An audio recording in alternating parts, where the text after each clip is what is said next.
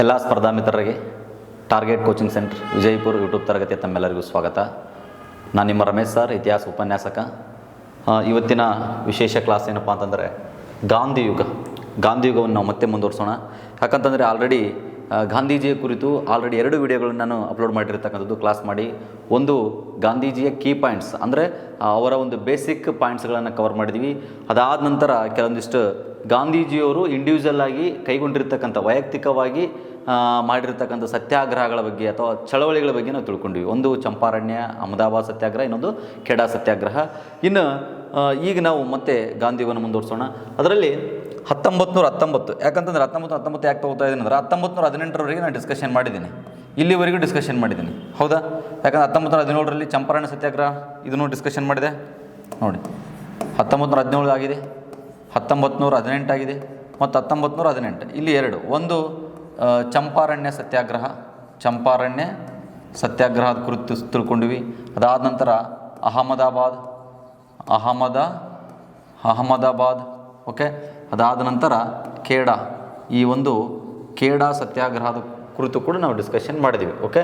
ಇದು ಕೂಡ ತುಂಬ ಇಂಪಾರ್ಟೆಂಟ್ ಅಂತ ಹೇಳಿದ್ದೀನಿ, ಯಾಕಂದ್ರೆ ಚಂಪಾರಣ್ಯ ಸತ್ಯಾಗ್ರಹ ಬಿಹಾರಲ್ಲಿ ಆಗುತ್ತೆ, ಓಕೆ. ಇನ್ನು ಅಹಮದಾಬಾದ್ ಸತ್ಯಾಗ್ರಹ ಗುಜರಾತಲ್ಲಿ ಆಗುತ್ತೆ. ಇನ್ನು ಖೇಡಾ ಕೂಡ ಗುಜರಾತಲ್ಲಿ ಬರ್ತಕ್ಕಂಥ ಒಂದು ಜಿಲ್ಲೆ. ಹಾಗಾಗಿ ಇವು 2 ಗುಜರಾತ್ ಸ್ಟೇಟಿಗೆ, ಒಂದು ಬಿಹಾರ್ ಸ್ಟೇಟಿಗೆ ಸಂಬಂಧಿಸಿರ್ತಕ್ಕಂಥ ಮೂಮೆಂಟ್ಸ್ಗಳು. ಹಾಗಾದರೆ ಈ 3 ಚಳವಳಿಯನ್ನು ಮುನ್ನಡೆಸಿದವರು ಅಥವಾ ನಾಯಕತ್ವ ವಹಿಸ್ಕೊಂಡವರು ಗಾಂಧೀಜಿಯವರು. ಹಾಗಾದರೆ ಅಲ್ಲಿ ಗಾಂಧೀಜಿಯನ್ನು ಆಹ್ವಾನಿಸಿದವರು ಯಾರು ಅಂತ ಕೇಳ್ತಾರೆ. ಕೆಲವೊಂದಿಷ್ಟು ಬೇಸಿಕ್ ಕೀ ಪಾಯಿಂಟ್ಸ್ ಹೇಳಿ ಮುಂದೋಗೋಣ. ನೋಡ್ರಿ, ಇಲ್ಲಿ ಚಂಪಾರಣ್ಯ ಸತ್ಯಾಗ್ರಹ ಗಾಂಧೀಜಿನ ಆಹ್ವಾನಿಸಿದವರು ರಾಜಕುಮಾರ್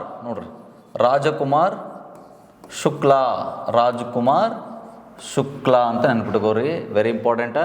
ಇನ್ನು ಅದಾದ ನಂತರ ಅಹಮದಾಬಾದ್, ಈ ಒಂದು ಹತ್ತಿಗಿರಣಿ ಕಾರ್ಮಿಕರ ಸಮಸ್ಯೆಗೆ ಗಾಂಧೀಜಿಯನ್ನು ಆಹ್ವಾನಿಸಿದವರು ಯಾರಂದರೆ ಅನುಸೂಯ ಬೇನ್, ಓಕೆ. ಇನ್ನು ಖೇಡಾ ಸತ್ಯಾಗ್ರಹಕ್ಕೆ ಗಾಂಧೀಜಿಯನ್ನು ಆಹ್ವಾನಿಸಿದವರು ಸರ್ದಾರ್ ವಲ್ಲಭಾಯ್ ಪಟೇಲ್, SV ಪಟೇಲ್ ಅವರು ಗಾಂಧೀಜಿಯನ್ನು ಆಹ್ವಾನಿಸಿದರು, ಓಕೆ. ಇಲ್ಲಿ ವಿಶೇಷ ಏನಪ್ಪ ಅಂತಂದ್ರೆ ಇಲ್ಲೇ ಕೆಲವೊಂದಿಷ್ಟು ಕ್ವಶನ್ಗಳು ನಿಮಗೆ ಕೇಳ್ತಾರೆ. ಇಶ್ಯೂ ಕೇಳ್ಬೋದು, ಅಥವಾ ಸ್ಟೇಟ್ ಕೇಳ್ಬೋದು, ಅಥವಾ ಯಾರು ಆಹ್ವಾನಿಸಿದ್ರು ಅಂತಲೂ ಕೇಳ್ಬೋದು. ಇನ್ನು ಅದನ್ನು ಬಿಟ್ಟು ಏನು ಕೇಳ್ತಾರೆ ಪದೇ ಅಂತಂದರೆ ಗಾಂಧೀಜಿಯ ಮೊದಲ ಸತ್ಯಾಗ್ರಹ ಯಾವುದಂತ ಕೇಳ್ತಾರೆ. ಗಾಂಧೀಜಿಯ ಮೊದಲ ಸತ್ಯಾಗ್ರಹ ಯಾವುದು ಅಂತಂದರೆ ಚಂಪಾರಣ್ಯ ಸತ್ಯಾಗ್ರಹ. ಅಕಸ್ಮಾತ್ ಆಗಿ ಚಂಪಾರಣ್ಯ ಸತ್ಯಾಗ್ರಹ ಇರಲಿಲ್ಲ ಅಂತಂದರೆ, ಅಲ್ಲಿ ಚಂಪಾರಣ್ಯ ಆಪ್ಷನ್ಸಲ್ಲಿ ಇಲ್ಲ ಅಂತಂದರೆ ಆವಾಗ ನೀವು ಸೌತ್ ಆಫ್ರಿಕಾ ಹಾಕಬೇಕಾಗುತ್ತೆ ನೋಡಿರಿ, ದಕ್ಷಿಣ ಆಫ್ರಿಕಾ. ಯಾಕಂದ್ರೆ ಗಾಂಧೀಜಿಯವರು ಮೊದಲ ಬಾರಿಗೆ ಸತ್ಯಾಗ್ರಹ ಮಾಡಿದ್ದು ಎಲ್ಲಿ? ಸೌತ್ ಆಫ್ರಿಕಾದಾಗ, ಡರ್ಬನ್ ಪ್ರಾಂತ್ಯದಲ್ಲಿ. 1906ರಲ್ಲಿ ಸೌತ್ ಆಫ್ರಿಕಾದಲ್ಲಿ ಏನು ಮಾಡಿದರು ಗಾಂಧೀಜಿಯವರು? ಸತ್ಯಾಗ್ರಹ ಮಾಡ್ತಾರೆ, ವರ್ಣಭೇದ ನೀತಿ ವಿರುದ್ಧ, ಓಕೆ. ನೆಕ್ಸ್ಟ್ ಇದನ್ನು ನೀವು ನೆನ್ಪಿಟ್ಕೋಬೇಕು, ಯಾಕಂದರೆ ಇದನ್ನು ಕೆಲವರು ಏನಂತ ಕರೆದಾರಂದ್ರೆ ಈ ಚಂಪಾರಣ್ಯ ಸತ್ಯಾಗ್ರಹ ಅನ್ನೋ ಕುರಿತು, ಗಾಂಧೀಜಿಯವ್ರ ಕುರಿತು ಗಾಂಧೀಜಿಯ ಮೊದಲ ರಾಜಕೀಯ ಶಾಲೆ ಅಂತ, ಅಂದರೆ ಪ್ರಾಯೋಗಿಕ ರಾಜಕೀಯ ಶಾಲೆ ಅಂತ ಕರೆದಾರೆ ಇದನ್ನು, ಓಕೆ. ಅದೇ ರೀತಿಯಾಗಿ ಯಶಸ್ವಿ ಚಳವಳಿ ಕೂಡ ಹೌದು ನೋಡಿರಿ. ಏನೇ ಕೇಳಿದರೂ ಕೂಡ ನೀವು ಆನ್ಸರ್ ಮಾಡಬೇಕು. ಇದು ಯಾರ ಸಮಸ್ಯೆ ಅಂದರೆ ನೀಲಿ ಬೆಳೆಗಾರರ ಸಮಸ್ಯೆ, ಇದು ಹತ್ತಿ ಗಿರಣಿ ಕಾರ್ಮಿಕರ ಸಮಸ್ಯೆ, ಇದು ಅಲ್ಲಿ ರೈತರ ಸಮಸ್ಯೆ, ಓಕೆ. ಇನ್ನು ವಿಶೇಷ ಏನಂದ್ರೆ ಇನ್ನೊಂದು ವಿಶೇಷ ನೆನ್ಪಿಟ್ಕೊಂಡ್ಬಿಡ್ರಿ. ಅಹಮದಾಬಾದ್ ಅಂದ ಕೂಡಲೇ ನೀವು ನೆನ್ಪಿಟ್ಕೋರಿ ಉಪವಾಸ. ನೋಡ್ರಿ, ಗಾಂಧೀಜಿಯವರು ಉಪವಾಸ ಇದ್ದು ಸತ್ಯಾಗ್ರಹ ಮಾಡಿದ್ದು ಯಾವುದು ಅಂತಂದರೆ ಅಹಮದಾಬಾದ್ ಸತ್ಯಾಗ್ರಹ. ನಾನು ಆಲ್ರೆಡಿ ಹೇಳಿದ್ದೀನಿ, ಅಹಮದಾಬಾದ್ನಲ್ಲಿ ಸತ್ಯಾಗ್ರಹ ಮಾಡಲಿಕ್ಕೆ ಹೋಗಿದ್ದರು, ನ್ಯಾಯ ಕೊಡಿಸ್ಲಿಕ್ಕೆ ಹೋಗಿದ್ದರು ಕಾರ್ಮಿಕರಿಗೆ. ಆವಾಗ ಅಲ್ಲಿ ಆ ಮಾಲಕರ ನಡುವೆ ಏನಾಯಿತು, ಕಾಂಟ್ರವರ್ಸಿ ಆದಾಗ ಅವರು ಗಾಂಧೀಜಿನ ಜಾಗ ಖಾಲಿ ಮಾಡಂದ್ರು ಇಲ್ಲಿಂದ. ಬಟ್ ಗಾಂಧೀಜಿಯವರು ಸತ್ಯಾಗ್ರಹ ಕೂತಾಗ ಅವರು ಉಪವಾಸ ಸತ್ಯಾಗ್ರಹ ಏನು ಮಾಡ್ತಿರಲಿಲ್ಲ ಸ್ಟಾರ್ಟಿಂಗು. ಬಟ್ ಅಲ್ಲಿ ಯಾರು ಸಂಬಂಧ ಅಥವಾ ಹೋರಾಟ ಮಾಡ್ತಾ ಇದ್ದಲ್ಲ ಅವರೇ ಗಾಂಧೀಜಿಯವರಿಗೆ ಏನು ಮಾಡ್ತಾ ಇದ್ದಿಲ್ಲ ಅಂದರೆ ಸಪೋರ್ಟ್ ಮಾಡ್ತಾ ಇರಲಿಲ್ಲ. ಹಾಗಾಗಿ ಆ ಕಾರ್ಮಿಕರೇ ಸಪೋರ್ಟ್ ಮಾಡ್ತಾ ಇಲ್ಲ ಅನ್ನೋ ಕಾರಣಕ್ಕಾಗಿ ಗಾಂಧೀಜಿಯವರು ಏನು ಮಾಡಿದ್ರು, ಉಪವಾಸ ಕುಂತ್ಕೊಂಡಿದ್ರು ಅಂತ ಗೊತ್ತಿರಬೇಕು, ಓಕೆ. ಹಾಗಾಗಿ ಇದು ಗಾಂಧೀಜಿಯವರ ಮೊದಲ ಉಪವಾಸ ಸತ್ಯಾಗ್ರಹ. 5 ದಿನಗಳ ಕಾಲ ಉಪವಾಸ ಕುಂದಿರ್ತಾರೆ, ಓಕೆ. ಇದು ನಿಮಗೆ ಗೊತ್ತಿರಬೇಕಾಗಿದ್ದು ಸ್ನೇಹಿತರೆ. ಗಾಂಧೀಜಿಯವರು ಒಟ್ಟಾರೆಯಾಗಿ ಸುಮಾರು 17ರಿಂದ 18 ಬಾರಿ ಸತ್ಯಾಗ್ರಹ ಮಾಡ್ಯಾರ್ರಿ ನಮಗೆ ಸ್ವಾತಂತ್ರ್ಯ ಸಿಗುವಂಥ ಒಂದು ಮಧ್ಯದಲ್ಲಿ, ಓಕೆ. ಇದು ನಿಮಗೆ ಇಷ್ಟು ಪಾಯಿಂಟನ್ನು ನಾವು ಆಲ್ರೆಡಿ ಕ್ಲಾಸಲ್ಲಿ ನಾವು ಡಿಸ್ಕಷನ್ ಮಾಡಿದ್ವಿ. ಇನ್ನು ಈಗ ಇಂಪಾರ್ಟೆಂಟಾಗಿ ನಾವು ಕೆಲವೊಂದಿಷ್ಟು ಪಾಯಿಂಟ್ಗಳನ್ನು ಡಿಸ್ಕಷನ್ ಮಾಡಬೇಕಾಗೈತಿ ಇವತ್ತು. ಓಕೆ, ಅದು ಮೋಸ್ಟ್ ಇಂಪಾರ್ಟೆಂಟ. ಯಾಕಂದರೆ ಗಾಂಧಿ ಯುಗ ಸ್ಟಾರ್ಟ್ ಆಗೋದೇ ಈ ಒಂದು 1919 ಇಸವಿಯಿಂದ. ನೋಡಿ, 1919 ಅಂದು ಕೂಡಲೇ ನಿಮ್ಗೆ ಈ ಒಂದು ಇಸ್ವಿ ಮೇಲೆ ಸುಮಾರು ಪ್ರಶ್ನೆಗಳು ಬರ್ತವೆ. ಯಾಕೆ ಸುಮಾರು ಪ್ರಶ್ನೆಗಳು ಅಂತಂದರೆ, ಒಂದು ಈ ಇಸ್ವಿಯಲ್ಲಿ ರೌಲತ್ ಕಾಯ್ದೆ ಪಾಸಾಗುತ್ತೆ. ಬ್ರಿಟನ್ ಏನು ಮಾಡುತ್ತೆ, ಒಂದು ಸರ್ಕಾರ, ಬ್ರಿಟನ್ ಸರ್ಕಾರ ಒಂದು ರೌಲತ್ ಕಾಯ್ದೆನ ಪಾಸ್ ಮಾಡಿತು.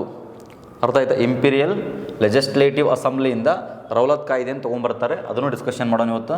ಅದಾದ ನಂತರ ಜಲಿಯನ್ ವಾಲಾಬಾಗ್ ಹತ್ಯಾಕಾಂಡ ಆಗುತ್ತೆ. ಜಲಿಯನ್ ವಾಲಾಬಾಗ್ ಹತ್ಯಾಕಾಂಡ. ಓಕೆ, ಇದು ಕೂಡ ನೀವು ನೆನ್ಪಿಟ್ಕೋಬೇಕು. ಇನ್ನು ಅದಾದ ನಂತರ ಇನ್ನೂ ಒಂದು ಖಿಲಾಫತ್ ಚಳವಳಿ 1919 ಪ್ರಾರಂಭ ಆಗುತ್ತೆ. ಅದಾದ ನಂತರ ಇನ್ನೊಂದು ಕೀ ಪಾಯಿಂಟ್ ನೆನ್ಪಿಟ್ಕೋರಿ, 1919 ಮಾಂಟೇಗೋ, ನೋಡ್ರಿ, ಮಾಂಟೇಗೋ ಚೇಮ್ಸ್ಬರ್ಗ್ ಸುಧಾರಣೆಗಳು ಏನಾಗ್ತವ, ಜಾರಿ ಆಗ್ತವ್ರೆ. ಓಕೆ, ಇದು ಜನಪ್ರಿಯ. ಆ್ಯಕ್ಚುಲಿ 1919 ಭಾರತ ಸರ್ಕಾರ ಕಾಯ್ದೆ ಅಂತ ಹೆಸರು. ಭಾರತ ಸರ್ಕಾರ ಕಾಯ್ದೆ. ಓಕೆ, ಇದನ್ನು ಆಗಿನ ವೈಸ್ರಾಯ್ ಚೇಮ್ಸ್ಬರ್ಗ್ ಮತ್ತು ಸೆಕ್ರೆಟರಿ ಆಫ್ ಸ್ಟೇಟ್ ಈ ಒಂದು ಮಾಂಟೇಗೋ ಅವರು ಕೂಡಿಕೊಂಡು ಆ ಒಂದು ಬಿಲ್ಲನ್ನು ತಯಾರಿಸಿದ್ರ ಅನ್ನೋ ಕಾರಣಕ್ಕಾಗಿ ಇದು ಜನಪ್ರಿಯವಾಗಿ ಮಾಂಟೇಗೋ ಚೇಮ್ಸ್ಬರ್ಗ್ ಸುಧಾರಣೆ ಅಂತ ಹೆಸರುವಾಸಿ ಆಗುತ್ತೆ. ಓಕೆ, ನೀವು ಈ ಒಂದು ಇಸ್ವಿನ ಓದಲೇಬೇಕು. ಓಕೆ, ಇದು ನಾನು ಹೇಳಿದ್ದು ನಿಮ್ಗೆ ಅರ್ಥ ಆಯ್ತು ಅಂತ ಅನಿಸ್ತೈತೆ. ಯಾಕಂದರೆ ಪ್ರತಿಯೊಂದು ಎಕ್ಸಾಮಲ್ಲಿ ಕೂಡ ಈ ಒಂದು ಘಟನೆಗಳ ಬಗ್ಗೆ ಎಕ್ಸಾಮಲ್ಲಿ ಕೇಳಿರ್ತಕ್ಕಂಥ. ಓಕೆ, ಹಾಗಾದರೆ ಈಗ ಫಸ್ಟ್ ಒಂದು ನೋಡ್ಕೊಳ್ಳೋಣ. ರೌಲತ್ ಕಾಯ್ದೆ ಬಗ್ಗೆ ಮಾತಾಡೋಣ. ಯಾಕಂದರೆ ರೌಲತ್ ಕಾಯ್ದೆ ಬಗ್ಗೆ ಎಕ್ಸಾಮಲ್ಲಿ ಕೇಳ್ತಾ ಬರ್ತಾನೆ. ಆಲ್ರೆಡಿ ಯಾವುದೋ ಒಂದು ರೀಸೆಂಟಾಗಿ ಎಕ್ಸಾಮಲ್ಲಿ ಏನು ಕೇಳಿದ್ದ ಅಂತಂದ್ರೆಗಿನ ರೌಲತ್ ಕಾಯ್ದೆ ಪಾಸಾದಾಗ ಭಾರತದ ವೈಸ್ರಾಯ್ ಯಾರಿದ್ರು ಅಂತ ಕೇಳಿದ್ದು. ರೌಲತ್ ಕಾಯ್ದೆ ಜಾರಿಯಾದಾಗ ಭಾರತದ ವೈಸ್ರಾಯ್ ಯಾರಿದ್ರು ಅಂತ ಕೇಳಿದ್ರು. ಹಾಗಾದ್ರೆ ನೋಡಿ, ಈಗ ನಾವು ಸ್ಟಾರ್ಟ್ ಮಾಡೋಣ. ರೌಲತ್ ಕಾಯ್ದೆ. ರೌಲತ್ ಕಾಯ್ದೆ. ಓಕೆ, ಇದು 1919 ಇಸ್ವಿಯಲ್ಲಿ ಜಾರಿ ಆಗುತ್ತೆ. ಬಟ್ ಇದನ್ನು ಈ ಬಿಲ್ ರೆಡಿಯಾಗಿದ್ದು ಯಾವಾಗ ಅಂದ್ರೆ 1917 ಈ ಬಿಲ್ ಆ್ಯಕ್ಚುಲಿ ನೋಡ್ರಿ, ನಿಮ್ಗೆ ಗೊತ್ತಿರಬೇಕು, ಕೆಳಮನೆ ಮತ್ತು ಮೇಲ್ಮನೆ ಅಂತ ಇರ್ತೈತೆ. ಓಕೆ, ಎರಡು ಸದನಗಳು ಒಳಗೊಂಡಿರ್ತೈತೆ. ಒಂದು ಕಮಿಟಿ ಒಂದು ಬಿಲ್ಲನ್ನು ರಚನೆ ಮಾಡಿರುತ್ತೆ. ಆ ಬಿಲ್ ಎರಡು ಕಡೆ ಒಪ್ಪಬೇಕು. ಎರಡು ಕಡೆ ಏನಾಗಬೇಕು, ಅದು ಅಂಗೀಕಾರ ಆಗಬೇಕು. ಶಾಸಕಾಂಗದಲ್ಲಿ ಎರಡು ಕಡೆ ಏನಾಗಬೇಕು, ಅದು ಅಂಗೀಕಾರ ಆಗಬೇಕು. ಆ ನಂತರ ಅದನ್ನು ಅನುಮೋದನೆ ಮಾಡಿದ ನಂತರ ಅದು ಕಾಯ್ದೆ ಆಗಿ ಅನುಷ್ಠಾನಕ್ಕೆ ಬರುತ್ತೆ. ಇದು ನಿಮಗೆ ಗೊತ್ತಿರಬೇಕು. ಈಗ ಒಂದು ಪ್ರೊಸೀಜರ್ ನಿಮ್ಗೆ ಆಲ್ರೆಡಿ IC ಅಥವಾ ಸಂವಿಧಾನದ ಒಂದು ಪಠ್ಯನ ಓದಿದರೆ ನಿಮಗೆ ಗೊತ್ತಿರುತ್ತೆ. ಇದು 1917 ಇದು ಏನಾಯಿತು, ಈ ಒಂದು ಈ ಬಿಲ್ಲನ್ನು ರಚನೆ ಮಾಡಲಿಕ್ಕೆ ಈ ಗೌರ್ಮೆಂಟ್ ಏನು ಮಾಡಿತು ಅಂದ್ರೆ, ಸರ್ಕಾರ ಈ ಸಿಡ್ನಿ ರೌಲತ್ ಅನ್ನೋರಿಗೆ ವಹಿಸ್ಕೊಡ್ತಾರೆ. ಇದು ನೀವು ಕ್ಲಿಯರಾಗಿ ತಿಳ್ಕೊರಿ. ಒಬ್ಬ ಜಡ್ಜ್ ಇದ್ದ. ಈ ಜಡ್ಜ್ ಆಗಿರ್ತಕ್ಕಂಥ ಸರ್ ಸಿಡ್ನಿ ರೌಲತ್ ಅನ್ನೋರಿಗೆ ಇದ್ರ ಪೂರ್ತಿ ಜವಾಬ್ದಾರಿ ಒಪ್ಪಿಸ್ತು. ಫಸ್ಟ್ ಆಫ್ ಆಲ್ ನಿಮ್ಗೆ ಏನು ಡೌಟ್ ಇರುತ್ತಂತಂದ್ರೆ, ರೌಲತ್ ಕಾಯ್ದೆನ ಬ್ರಿಟಿಷರು ಯಾಕೆ ಜಾರಿಗೆ ತೊಗೊಂಬಂದರು, ಅರ್ಥ ಆಯ್ತಾ, ಯಾಕೆ ಜಾರಿ ತೊಗೊಂಬಂದರು ಅನ್ನೋದು ಸ್ವಲ್ಪ ಡೌಟ್ ಇರುತ್ತೆ. ಅದನ್ನು ಕ್ಲಿಯರ್ ಮಾಡ್ತೀನಿ. ಬಟ್ ಇವೆಲ್ಲ ಕೀ ಪಾಯಿಂಟ್ಸ್ ನೆನ್ಪಿಟ್ಕೋರಿ. 1917 ಏನಾಗೈತೆ, ಸಿಡ್ನಿ ರೌಲತ್ ಅವರಿಗೆ ಈ ಜವಾಬ್ದಾರಿ ಒಪ್ಸ್ಯಾರ. ಹಾಗಾಗಿ ಈ ಸಿಡ್ನಿ ರೌಲತ್ ಏನು ಮಾಡಿದೆ ಅಂದ್ರೆ, 4 ಜನ ಸದಸ್ಯರನ್ನ ಜೊತೆಗೂಡಿಕೊಂಡು ಒಂದು ಕಮಿಟಿ ರಚನೆ ಮಾಡ್ಕೊಂಡು ಏನು ಮಾಡ್ತಾನಂದ್ರಿಗಿನ ಕೆಲವೊಂದಿಷ್ಟು ಶಿಫಾರಸುಗಳನ್ನು, ವರದಿಗಳನ್ನು ಸರ್ಕಾರಕ್ಕೆ ಕೊಡ್ತಾನೆ ರೀ. ಓಕೆ, ಅದು ನಿಮಗೆ ಗೊತ್ತಿರಬೇಕು. ಹಾಗಾದರೆ ಈ ರೌಲತ್ ಕಾಯ್ದೆಯಲ್ಲಿರ್ತಕ್ಕಂಥ ಸದಸ್ಯರ ಸಂಖ್ಯೆ ಎಷ್ಟು ಅಂತ ಕೇಳಿದರೆ 1+4. Okay, 5 members.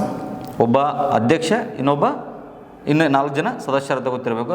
ಇದರಲ್ಲಿ ಇಬ್ಬರು ಯಾರಿದ್ರು ಅಂದ್ರಿಗಿನ ಭಾರತೀಯರಿದ್ದರು. ಇದರಲ್ಲಿ ನೋಡ್ರಿ, ಈ 2 ಮೆಂಬರ್ಸ್ ಇಂಡಿಯನ್ಸ್ ಇದ್ರು. ಇದ್ರಾಗ ಇಬ್ಬರು ಭಾರತೀಯರು ಅಂತ ಗೊತ್ತಿರಬೇಕು. ನೋಡೋಣ ಇದನ್ನು ಯಾಕೆ ಜಾರಿ ತೊಗೊಂಬಂದರು ಅಂತೇಳಿ ಕೇಶ್ ನೋಡಿ. ಈ ಕಾಯ್ದೆ ಜಾರಿ ಆಗಲಿಕ್ಕೆ ಪ್ರಮುಖ ಕಾರಣ ಏನಂದರೆ, 1914ರಿಂದ 1918ರವರೆಗೆ ಪ್ರಥಮ ಮಹಾಯುದ್ಧ, ನೋಡ್ರಿ, ಪ್ರಥಮ ಮಹಾಯುದ್ಧ ಆಗುತ್ತೆ. 1918ರಲ್ಲಿ ಇದೇನಾಗುತ್ತೆ, ಮುಕ್ತಾಯ ಆಗುತ್ತೆ. 1918ರಲ್ಲಿ ಮುಕ್ತಾಯ ಆಗುತ್ತೆ. ಅದಾದ ನಂತರ ಕೆಲವೊಂದಿಷ್ಟು ಯುದ್ಧ ನಡಿಬೇಕಾದ್ರೆ ಕಾಯ್ದೆಗಳನ್ನು ಪಾಸ್ ಮಾಡಿರ್ತಾರೆ ಸರ್ಕಾರ. ಆ ಕಾಯ್ದೆಗಳನ್ನು ರದ್ದುಪಡಿಸಲಿಕ್ಕೆ ಈ ಒಂದು ಇವ್ರಿಗೆ ಕೂಡ ಮನವಿ ಮಾಡ್ಕೊಳ್ತಾರೆ. ಅಂದರೆ ಏನು ವಾರ್ ಸ್ಟಾರ್ಟ್ ಆಗಿತ್ತಲ್ಲ ಆವಾಗ ಸುಮಾರು ಆ್ಯಕ್ಟ್ಗಳನ್ನು ಜಾರಿ ತೊಗೊಂಬಂದಿದ್ರು. ಆ ಆ್ಯಕ್ಟ್ಗಳನ್ನೆಲ್ಲ ರದ್ದು ಮಾಡಿ ಅದರ ಬದಲಿಗೆ ಮತ್ತೊಂದು ಕಾಯ್ದೆನ ಏನು ಮಾಡಬೇಕು, ರೂಪಿಸ್ಬೇಕಂತ ಇವರು ಆಲೋಚನೆ ನಡೆಸ್ತಾ ಇದ್ರು ಸರ್ಕಾರದವರು. ಆ ಜವಾಬ್ದಾರಿನ ಇವ್ರಿಗೆ ಕೊಟ್ಟರು. ಯಾರಿಗೆ? Sidney Rowlatt. ಒಂದು ಕಾರಣ, ಇಲ್ಲಿ ಒಂದು ಕಾರಣ ಅಷ್ಟೇ ಹೇಳ್ತಾ ಇದ್ದೀನಿ, ಇದು ಒಂದು ಸಣ್ಣ ಸ್ಮಾಲ್ ರೀಸನ್ ಅಷ್ಟೇ ಇದು. ಓಕೆ, ಅದರ ಮೇನ್ ಕಾರಣ ಏನಂದ್ರಿಗಿನ ಬ್ರಿಟಿಷರು ರಾಷ್ಟ್ರೀಯ ಹೋರಾಟವನ್ನು ಹತ್ತಿಕ್ಕಲು ಈ ಕಾಯ್ದೆನ ತೊಗೊಂಬರ್ತಾರೆ. ಇದು ನೆನ್ಪಿಟ್ಕೋಬೇಕು ನೀವು. ರಾಷ್ಟ್ರೀಯ ಹೋರಾಟವನ್ನು ಹತ್ತಿಕ್ಕಲು ಈ ಕಾಯ್ದೆನ ಜಾರಿಗೆ ತೊಗೊಂಬರ್ತಾರೆ. ಓಕೆ, ಅಂದರೆ ಮಿಲಿಟೆಂಟ್ ಆಫ್ ನ್ಯಾಷನಲಿಸ್ಟ್ ಮೂಮೆಂಟ್. ಅಂದರೆ ನಮ್ಮ ಭಾರತದಲ್ಲಿ ಒಂದು ಮೂಮೆಂಟ್ ಅನ್ನೋದು, ಒಂದು ಚಳವಳಿ ಏನಾಗ್ತಾ ಇತ್ತು ಅಂದ್ರೆ ಬಿರುಸಾಗಿ ಸಾಗ್ತಾ ಇತ್ತು. ಎಕ್ಸಾಂಪಲ್ ನೋಡ್ರಿ, ನಿಮ್ಗೆ ಇನ್ನೂ ಬ್ಯಾಕ್ಗ್ರೌಂಡ್ ಹೇಳೋದಾದ್ರೆ 1905ರಲ್ಲಿ ಬಂಗಾಳ ವಿಭಜನೆ ಆಗುತ್ತೆ. ಬಂಗಾಳ ವಿಭಜನೆಯನ್ನು ಮಾಡಿದ ಲಾರ್ಡ್ ಕರ್ಜನ್. ಓಕೆ, 1907ರಲ್ಲಿ ಸೂರತ್ತಲ್ಲಿ ಈ ಸೂರತ್ ಅಧಿವೇಶನ ನಡೆಯುತ್ತೆ. ಈ ಸೂರತ್ ಅಧಿವೇಶನದಲ್ಲಿ ಕಾಂಗ್ರೆಸ್ ಎರಡು ಬಣಗಳಾಗುತ್ತಾ, ಒಂದು ಮಂದಗಾಮಿ, ಒಂದು ತೀವ್ರಗಾಮಿ, ನರಮ್ದಳ ಗರಮ್ದಳ ಅಂತೇಳಿ ನರಮ್ದಳ ಮತ್ತು ಗರಮ್ದಳವಾಗಿ ಇಬ್ಬಾಗ ಆಗುತ್ತೆ. ಓಕೆ, ಇನ್ನು 1911ರಲ್ಲಿ ಏನಾಯಿತು ಅಂದ್ರೆ ಬಂಗಾಳ ವಿಭಜನೆ ರದ್ದಾಯಿತು. ವಿಭಜನೆ ಏನಾಯಿತು? ರದ್ದಾಯಿತು. ಲಾರ್ಡ್ ಆರ್ಡಿಂಜ್ ಏನು ಮಾಡಿದ? ರದ್ದು ಮಾಡಿದ. ಓಕೆ, ಅದಾದ ನಂತರ 1916ರಲ್ಲಿ ಈ ಲಕ್ನೋ ಅಧಿವೇಶನ ಆಗುತ್ತೆ. ಲಕ್ನೋ ಒಪ್ಪಂದ ಅಂತ ಕರಿತೀವಿ. ಈ ಲಕ್ನೋ ಒಪ್ಪಂದದಲ್ಲಿ ಏನಾಯಿತು? ಈ ಮಂದಗಾಮಿಗಳು ಮತ್ತು ಈ ತೀವ್ರಗಾಮಿಗಳು ನರಮ್ದಳ ಮತ್ತು ಗರಮ್ದಳ ಏನಾಯ್ತಪ್ಪ ಅಂತಂದ್ರೆಗಿನ ಒಂದಾದರು. ಅಂದರೆ ಒಟ್ಟಿನಲ್ಲಿ ಹೇಳ್ಬೇಕಂದ್ರೆ ಯಥಾಸ್ಥಿತಿ ಆಯಿತು. ಕಾಂಗ್ರೆಸ್ ಇನ್ನೂ ಬಲಿಷ್ಠವಾಯಿತು. ಹಾಗಾಗಿ ಈ ಸರ್ಕಾರಕ್ಕೆ ಒಂದು ಎಡೆಮುರಿ ಕಟ್ಟಬೇಕಂತೇಳಿ ಕೇಸಿ ಮಂದಗಾಮಿಗಳು ಮತ್ತು ತೀವ್ರಗಾಮಿಗಳು ಏನು ಮಾಡಿದರು? ಡಿಸೈಡ್ ಆದರು. ಇವೆಲ್ಲ ಹೋರಾಟ ಏನಿತ್ತಲ್ಲ ಇದು ಇವರಿಗೆ ಕಣ್ಣು ಕುಗ್ತಾ ಇತ್ತು. ಹೇಗಾದರೂ ಮಾಡಿ ರಾಷ್ಟ್ರೀಯ ಹೋರಾಟವನ್ನು ಹತ್ತಿಕ್ಕಲು ಒಂದು ಕಾಯ್ದೆನ ಏನು ಮಾಡಬೇಕು? ಜಾರಿ ಮಾಡಬೇಕು. ಹಾಗಾಗಿ ಆ ಎಲ್ಲ ಜವಾಬ್ದಾರಿನ ಈ ಸಿಡ್ನಿ ರೌಲತ್ ಅವರಿಗೆ ಕೊಟ್ಟಿದ್ದರಿಂದ ಅವರು ಒಂದು ಕಮಿಟಿಯನ್ನು ರಚನೆ ಮಾಡ್ಕೋತಾರೆ. ಸೆಡೇಷನ್ ಕಮಿಟಿ ಅಂತ ಕರಿತೀವಿ ನಾವು. ಸೆಡೇಷನ್ ಕಮಿಟಿ ನೋಡ್ರಿ, ಸೆಡೇಷನ್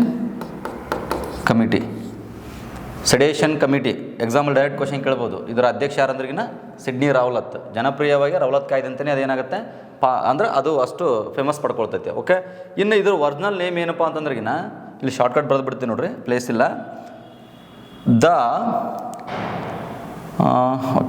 ರೆವಲ್ಯೂಷನರಿ ಕ್ರೈಮ್ ಆ್ಯಕ್ಟ್ ಅಂತ ಕರಿತೀವಿ. ಇದಕ್ಕೆ ಇನ್ನೊಂದು ಪದ ಏನೋ ಇದೆ, ಅನಾರ್ಕಿಕಲ್. ಓಕೆ, ನೋಡ್ರಿ, ದ ಅನಾರ್ಕಿಕಲ್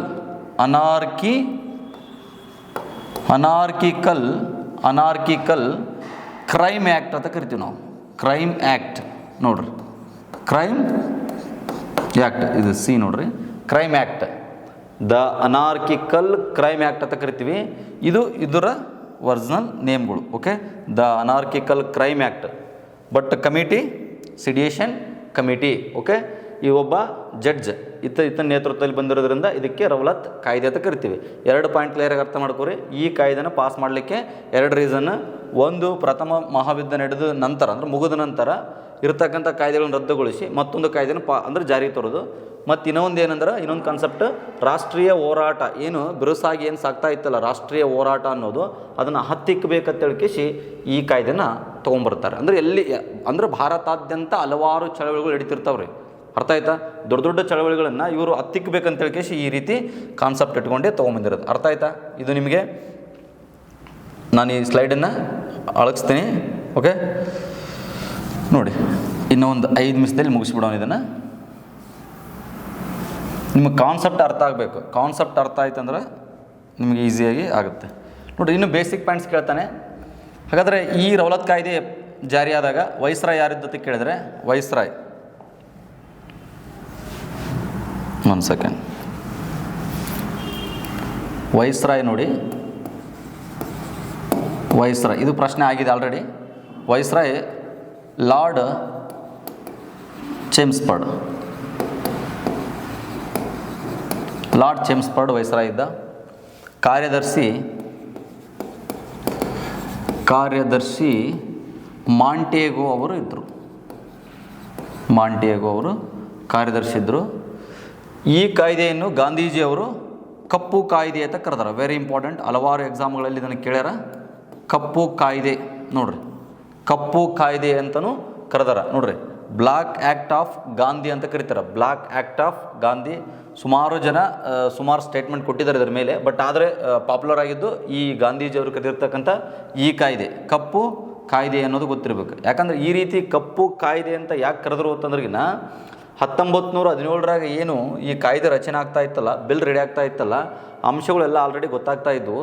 ಬಟ್ ಅವು ನಿಯಮಗಳು ಹೆಂಗಿದ್ವು ಅಂದ್ರಿಗಿನ ಆ ನಿಯಮಗಳು ನೋಡ್ರಿ. ಫಸ್ಟ್ ಒನ್ ಹೇಳ್ತಾನೆ, ರಾಷ್ಟ್ರೀಯ ಚಳವಳಿಯಲ್ಲಿ ಯಾರು ಭಾಗವಹಿಸ್ತಾರಲ್ಲ ಅವರಿಗೆ 2 ವರ್ಷ ಶಿಕ್ಷೆ ರೀ, 2 years ನೋಡ್ರಿ.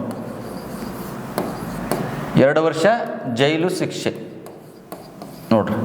ಈ ನಿಯಮಗಳು ಹೆಂಗಿದ್ವು ಅಂದ್ರಿಗಿನ ಈ ಕಾಯ್ದೆಯ ರೂಲ್ಸ್, ರೌಲತ್ ಕಾಯ್ದೆಯ ರೂಲ್ಸ್ಗಳು ಯಾವ್ದಾರ ಚಳವಳಿಯಲ್ಲಿ ಭಾಗವಹಿಸಿ ನಾಯಕತ್ವವನ್ನು ವಹಿಸ್ಕೊಂಡ್ರೆ, ಲೀಡರ್ಶಿಪ್ ತೊಗೊಂಡ್ರೆ ಅಲ್ಲಿ 2 years ಏನಪ್ಪ ಅಂದ್ರೆ ಜೈಲು ಶಿಕ್ಷೆ. ಮತ್ತು ಯಾರು ಜೈಲು ಶಿಕ್ಷೆಗೆ ಒಳಪಟ್ಟಿರ್ತಾರಲ್ಲ ಅವರಿಗೆ ಆ ಒಂದು ವ್ಯಕ್ತಿಗೆ ಏನು ಅನ್ವಯಿಸಲ್ಲಪ್ಪ ಅಂತಂದ್ರಿಗಿನ ABS ಕಾರ್ಪಸ್ ನೋಡ್ರಿ. ಈ ಒಂದು ABS ಕಾರ್ಪಸ್ ಇದೆ ಗೊತ್ತಾ? ABS ಕಾರ್ಪಸ್ ನಿಮ್ಮ ಸಂವಿಧಾನದಲ್ಲಿ ಹೋದರೆ ಗೊತ್ತಾಗುತ್ತೆ. ಇಲ್ಲಿ 32ನೇ ಆರ್ಟಿಕಲ್ ಮತ್ತು 226 ಆರ್ಟಿಕಲ್ ಬರ್ತೈತೆ. ಈ 32ನೇ ಆರ್ಟಿಕಲ್ ಯಾವಾಗ ಸಂಬಂಧ ಹೈಕೋರ್ಟಿಗೆ, 226ನೇ ಆರ್ಟಿಕಲ್ ಇದು ಸುಪ್ರೀಂ ಕೋರ್ಟಿಗೆ. ಒಟ್ಟಿನಲ್ಲಿ ನಾವು 5 ರಿಟ್ಗಳು ಹೋಗ್ಬೋದು. ಹೈಕೋರ್ಟಿಗೂ 5 ರಿಟ್ಗಳನ್ನು ಹಾಕ್ಬೋದು, ಸುಪ್ರೀಂ ಕೋರ್ಟಿಗೂ 5 ರಿಟ್ಗಳನ್ನು ಹಾಕ್ಬೋದು. ಇದರಲ್ಲಿ ABS ಕಾರ್ಪಸ್ಸನ್ನು ಏನು ಮಾಡಿದ್ರು, ಸಸ್ಪೆಂಡ್ ಮಾಡಿದ್ರು ಅವರು ಬ್ರಿಟಿಷರು. ಅಂದರೆ ಒಬ್ಬ ವ್ಯಕ್ತಿ ಅಕ್ರಮವಾಗಿ ಬಂಧನಕ್ಕೊಳಗಾದಾಗ 24 ಗಂಟೆ ಒಳಗಡೆ ಏನು ಮಾಡಬೇಕು, ನ್ಯಾಯಾಲಯದ ಮುಂದೆ ಹಾಜರುಪಡಿಸ್ಬೇಕು. ಬಟ್ ಆ ಒಂದು ಸಿಸ್ಟಮ್ನಲ್ಲಿ ಏನು ಮಾಡಿದ್ರು ಅವರು ತೆಗೆದುಹಾಕಿದ್ರು. ಒಬ್ಬ ವ್ಯಕ್ತಿ ಅರೆಸ್ಟ್ ಆದರೆ ಅವ್ನಿಗೆ ಏನು ಮಾಡೋಂಗಿಲ್ಲ, ಯಾರಿಗೂ ಸಂಬಂಧಿಕರಿಗೂ ಎಲ್ಲಿದ್ದಾನೆ ಅನ್ನೋದು ಕೂಡ ಮಾಹಿತಿ ತಿಳಿಸುವಂಗಿಲ್ಲ. ಓಕೆ, ಮತ್ತು ನೋಡ್ರಿ ಇದು ಒಂದು. ಓಕೆ, ಇದು ನಿಮಗೆ ಗೊತ್ತಿರಬೇಕು. ಇನ್ನು 2ನೇ ಪಾಯಿಂಟ್ ಏನಂತಂದರೆ, 2ನೇ ಪಾಯಿಂಟ್ ಅನುಮಾನಾಸ್ಪದವಾಗಿಯೂ ಕೂಡ ಯಾರು ಕಂಡು ಬರ್ತಾರಲ್ಲ, ಈ ಅನುಮಾನಾಸ್ಪದವಾಗಿ ಕಂಡು ಬಂದಿರತಕ್ಕಂಥ ವ್ಯಕ್ತಿಗಳನ್ನು ಕೂಡ ಅವ್ರು ಅರೆಸ್ಟ್ ಮಾಡ್ಬೋದು, ಯಾವುದೇ ಒಂದು ರೀಸನ್ ಇಲ್ಲದೆ. ನೋಡ್ರಿ, ಈಗ ಕೆಲವೊಬ್ರು ನೋಡಿದ್ರೆ ಅನುಮಾನ ಬರಂಗಿರುತ್ತಾರೆ ಮತ್ತು ಹೌದಿಲ್ಲ, ಮತ್ತು ಅಂಥವ್ರದ್ದು ಏನು ಪರಿಸ್ಥಿತಿ? ಅವ್ರು ಒಳ್ಳೆಯವರೇ, ಬಟ್ ನೋಡಿದ್ರೆ ಅನುಮಾನ ಬರ್ತೈತೆ, ಅಂಥವ್ರು ಬಲಿಪಶು ಆಗಲ್ಲ. ಹಾಗಾಗಿ ಇದು ಒಂದು ಪಾಯಿಂಟನ್ನು ಸೇರಿಸಿದ್ದಾರೆ. ಇನ್ನು 3ನೇ ಪಾಯಿಂಟ್ ಏನಂದ್ರಿಗಿನ ಪತ್ರಿಕೆಗಳ ಮೇಲೆ ನಿರ್ಬಂಧ ಹೇರಿದರು. ಪತ್ರಿಕೆಗಳ ಮೇಲೆ ನಿರ್ಬಂಧ ಏರಿರ್ತಕ್ಕಂಥದ್ದು. ಓಕೆ, ಇದು ಕೂಡ ನಿಮ್ಗೆ ಗೊತ್ತಿರಬೇಕು. ನೆಕ್ಸ್ಟ್ 4ನೇದು ಏನು ಅಂತಂದ್ರಿಗಿನ ಸಾಮಾಜಿಕ ಸಭೆನ ನಿಷೇಧಿಸಿದರು. ಸಾಮಾಜಿಕ ಸಭೆ ಸೇರಂಗಿಲ್ಲ, ಸಾಮಾಜಿಕ ಸಭೆಯನ್ನು ಕೂಡ ಏನು ಮಾಡೋಂಗಿಲ್ಲ, ಸೇರಂಗಿಲ್ಲ. ಮತ್ತು ಇವ್ರನ್ನ ಯಾರು ಉಲ್ಲಂಘನೆ ಮಾಡ್ತಾರಲ್ಲ, ಅಕಸ್ಮಾತ್ ಈಗ ಚಳವಳಿಯ ನಾಯಕತ್ವವನ್ನು ವಹಿಸ್ಕೊಂಡ್ರೆ, ಚಳವಳಿಯಲ್ಲಿ ಭಾಗಿಯಾದರೆ ಅವರ ಆಸ್ತಿ ಮತ್ತು ಮನೆಗಳನ್ನು ಏನು ಮಾಡ್ತಾರೆ, ಆಸ್ತಿ ಆಗಿರ್ಬೋದು ಮನೆಗಳನ್ನು ಅವರು ಮುಟ್ಟುಗೋಲು ಹಾಕ್ಕೋತಾರೆ, ಅಂದರೆ ಜಪ್ತಿ ಮಾಡ್ಕೋತಾರೆ. ಇವೆಲ್ಲ ಇನ್ನೂ ಬೇರೆ ಬೇರೆ ರೀತಿಯ ಇಂಪಾರ್ಟೆಂಟಾಗಿ ನಾನು ಹೇಳಿದ್ದೀನಿ. ಓಕೆ, ಇಂಪಾರ್ಟೆಂಟ್ ಪಾಯಿಂಟ್ಸ್ಗಳನ್ನು ನಾನು ಹೇಳಿದ್ದೀನಿ. ಇವೆಲ್ಲವೂ ಕೂಡ ಅನ್ವಯ ಆಗ್ತಾ ಇತ್ತು. ಓಕೆ, ಹಾಗಾಗಿ ಇದನ್ನು ಗಾಂಧೀಜಿಯವರು ಬ್ಲ್ಯಾಕ್ ಆ್ಯಕ್ಟ್ ಅಂತ ಕರೆದಿರ್ತಕ್ಕಂಥದ್ದು. ಬ್ಲ್ಯಾಕ್ ಆ್ಯಕ್ಟ್ ನೋಡ್ರಿ, ಬ್ಲ್ಯಾಕ್ ಆ್ಯಕ್ಟ್ ಆಫ್ ಗಾಂಧಿ ಅಂತ ಕರಿತೀವಿ. ಇದು ತುಂಬ ಇಂಪಾರ್ಟೆಂಟ್, ಎಕ್ಸಾಮಲ್ಲಿ ಪದೇ ಕೇಳ್ತಾರೆ ಎಕ್ಸಾಮಲ್ಲಿ. ಓಕೆ, ಇನ್ನು ಇದು ತುಂಬ ಇಂಪಾರ್ಟೆಂಟ್. 2 ವರ್ಷ ಅವರಿಗೆ ಜೈಲು ಶಿಕ್ಷೆ, ಅನಿರ್ದಿಷ್ಟವರಿಗೂ ಕೊಡ್ಬೋದು ಅವರು. ಓಕೆ, ಒಟ್ಟು 2 years ತನಕ ಅವರು ಎಲ್ಲಿದ್ದಾರ, ಯಾವ ಜೈಲಿದ್ದಾರ ಮಾಹಿತಿ ಸಿಗುವಂಗಿಲ್ಲ. ಎಷ್ಟೋ ಜನ ಇದ್ರಾಗ ಬಲಿಪಶು ಆಗ್ತಾರೆ. ಅಷ್ಟೇ ಅಲ್ಲ ನೋಡ್ರಿ, ಇದಕ್ಕೊಂದು ಕೊಟೇಶನ್ ಇದೆ, ಒಂದು ವರ್ಡ್ ಸೃಷ್ಟಿ ಆಗೈತಿ ಈಗ ರೌಲತ್ ಕಾಯ್ದೆ ಮೇಲೆ. ಏನಂದ್ರಿಗಿನ ಅದು ಯಾವುದೋ ಒಂದು ಎಕ್ಸಾಮಲ್ಲಿ ಕೇಳಿದ್ದ, ನೋ ದಲೀಲ್ ನೋ ವಕೀಲ್ ನೋಡ್ರಿ, ನೋ ವಕೀಲ್